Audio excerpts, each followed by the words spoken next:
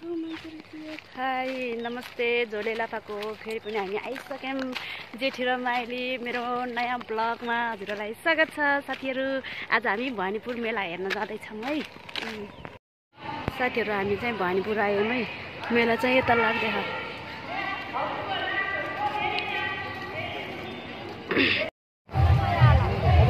यहाँ हामीले मिठाई किनेको है साथीहरू। कहाँ हो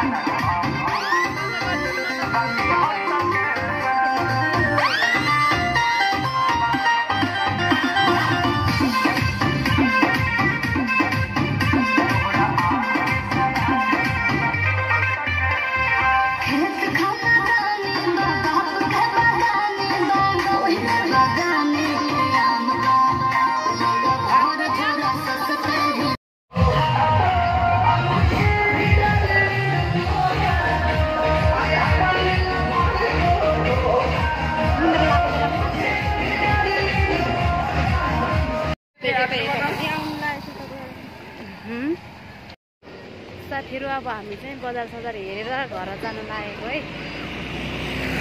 अझै छ नाच्दै